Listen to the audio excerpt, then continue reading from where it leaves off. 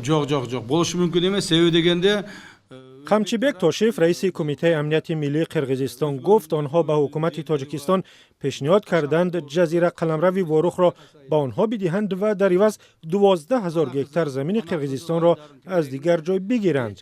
او که رئیس هیئت دولتی مذاکرات مسائل سرحدی با تاجیکستان است، روز 26 مارس در یک نشست خبری گفت Tacikistanda негизги маселелердин бири бул анклав Варух болуп атат. مسئله اساسی واروخ است.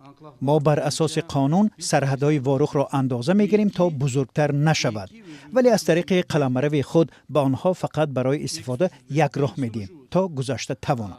پیشنهاد دوم سخت‌تر است. ما آماده عوض کردن واروخ هستیم. اگر آنها این قلمرو با مساحت 12,000 گکتار را به ما دهند، ما آماده ایم 12,000 گکتار از دیگر ناحیه‌های ولایت بادکن را به آنها دهیم.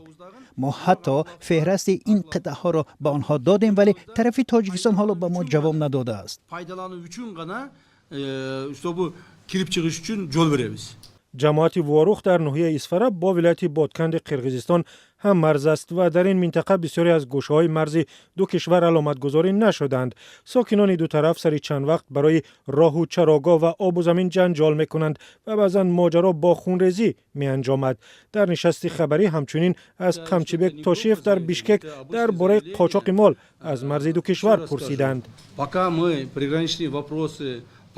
ببینید، تا زمانی که ما مسائل مرزی را با تاجیکستان حل نکنیم، ما قاچاق یا واردات و صادرات غیرقانونی مال از تاجیکستان به قرقیزستان و یا برعکس را منع میکنیم.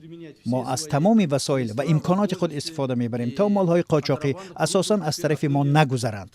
اگر از طرف تاجیکستان هم خواهند که مال قاچاقی را بیارند، ما پیش روش را میگیریم. تا حال ما قاچاق مال و محصولات را نادیده و یا جدی نمیگرفتیم، ولی از این به بعد نمیشود. مثلا حالا دیگر به تاجیکستان 1 لیتر مواد سوخت نمیگذارند. از تاجیکستان هم به طرف ما یگان مال نمیگذارند. همه قانونی می شود. بعد آنکه مسائل مرزی را با تاجیکستان حل کنیم، آن وقت سبکی می شود و کار را آغاز می کنیم. Все теперь законно будет. А после того, как мы решим пограничные вопросы с Таджикистаном, ну тогда уже, конечно, ослабление будет, тогда уже начнем работать.